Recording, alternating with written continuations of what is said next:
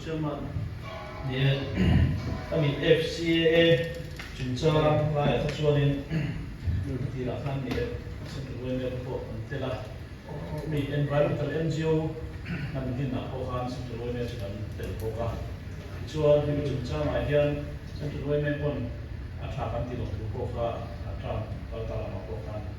dan soi untuk bukan untuk apa hian akan tu alam air lemah September ninga sulaya siha sampai pada kampung tangkan atau niru akan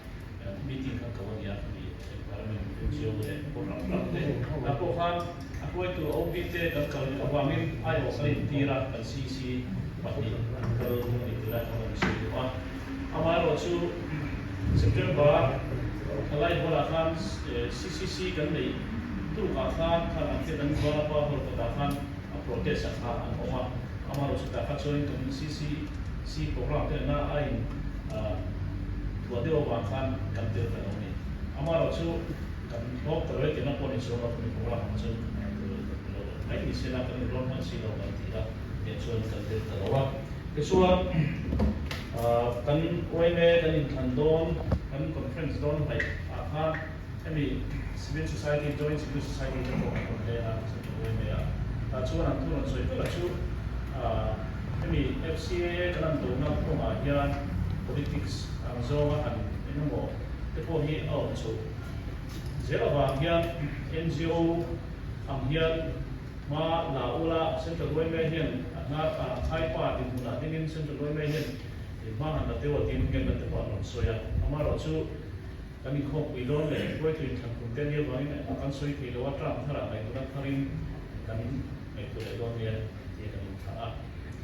tuna hian hi tram kanin dua kanin di fela koi tu de CC te kanin dua ta CC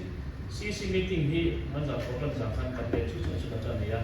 suat ai tu han ko ala ni chi lawa agenda tam le kami committee work cham te ani ba khan ma him cham hian mai tu na tharlam kan nei lawa ama ro chu kan tu ro chu kan du lo tu ro chu ala mai le nei tila kan sui wa kina arrange lo mga CC ate kina tu lai NGO coordination ate ko ko ten re langin la atula ni so na mai ko chu je tu chu lai te ani ti chuan asam rifle chuncha akha ni e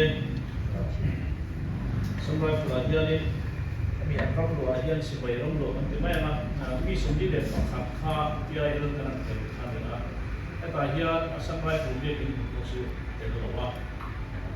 chuncha chu siram na ko kan man so ta asam rifle le in PIL la kan te man dia ate ko kha asiatin kon na ani kai kan sila ne